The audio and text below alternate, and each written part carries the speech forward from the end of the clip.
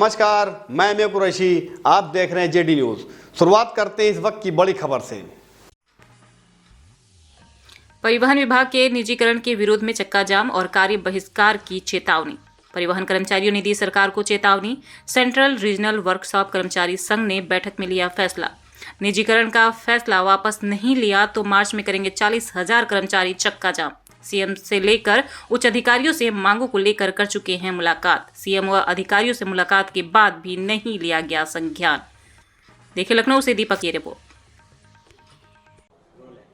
जी, आज किस तरह का प्रोग्राम यहाँ पे आयोजित हुआ था और बैठक किस तरह की थी? क्या बैठक में निर्णय लिया गया है? किस तरह की कर्मचारियों से संबंधित बैठक यहाँ बुलाई गई थी? आज सबसे पहले तो चूँकि 5 फरवरी को पिछली बैठक जो 29/1/2021 में हुई थी, उस पर निर्णय लिया गया था कि प्रादेशिक चुनाव संगठन का 18-19 और 19-20 का 2 साल का ड्यू था।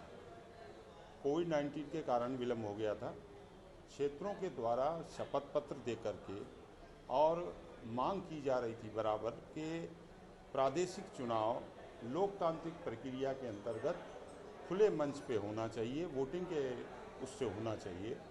तो उस मांग को स्वीकार करते हुए ये बैठक का निर्णय लिया गया और आज ये तय किया गया है कि चूँकि आज अध्यक्ष जी अनुपस्थित हैं, तो 16 फरवरी से लेके 16 मार्च से 31 मार्च के बीच में प्रादेशिक चुनाव कराया जाएगा। के साथ ही जो अहम बिंदु है, जैसे कि हमारा मोर्चा बना है और राष्ट्रीयकृत मार्गों का प्राइवेट बसों को परमिट देने की बात है, उस पर चर्चा किया जा रहा है। राष्ट्रीयकृत मार्गों का उपांतरण करने की बात है। साथ ही जो संविदा के हमारे चालक परिचालक हैं और आउटसोर्सिंग के लोग हैं, आज हम इस बैठक में ये भी हमने बात कहने का प्रयास किया है कि उनको न्यूनतम मजदूरी नहीं दी जा रही है। हमारे यहाँ लगभग आउटसोर्सिंग और संविदा के मिलाकर कुल 40,000 आदमी हैं, जो एक बहुत बड़ा वर्ग है, जो पढ़ा लिखा शिक्षित तकनीकी है और इस प्रदेश में निगम में काम कर रहा है। शासन और प्रशासन मौन है, उनको न्यूनतम मजदूरी नहीं दी जा रही। अभी तो एक बहुत बड़ी आफत है कि 50% लोड फैक्टर की बाध्यता में उनका वेतन काटा जा रहा है, उस पर भी चर्चा किया जाएगा। इसमें एक प्रतिनिधिमंडल हमारा उनसे मिलेगा। दंगा मार संचालन है।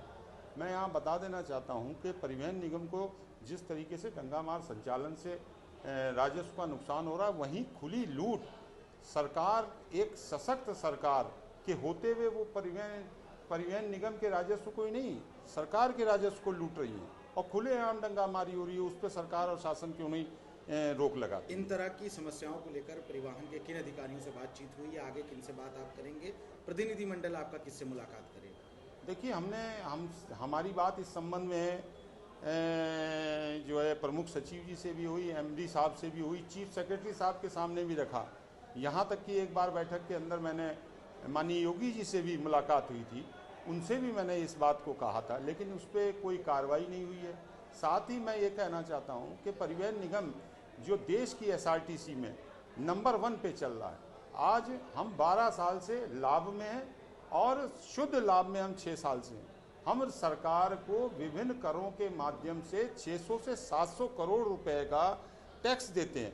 ऐसी स्थिति में, और सबसे बड़ी बात, हम चाहे किसी भी प्रकार की देश में आपदा हो, परिवहन निगम ने, चाहे आप 90 के चुनाव देख लीजिए, लोकसभा के चुनाव, जब घोर आतंकवाद जम्मू कश्मीर में था, तब हमारे परिवहन निगम के कर्मचारी वहां जाके बसें लेके गए थे और चुनाव कराया था। चाहे नेपाल की आपदा हो, चाहे उत्तराखंड की आपदा हो। अभी पूरी नहीं होती तो आगे क्या रणनीति है?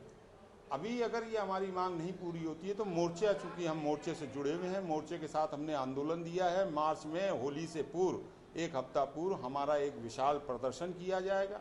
यदि ये मांगों पे विचार नहीं किया जाता है और ये निजीकरण की व्यवस्था को ख़त्म नहीं किया जाता है, तो आगामी समय में अंतिम अस्त्र जो होता है कार्य बहिष्कार या चक्का जाम, वो भी स्थिति आएगी तो वो किया जाएगा।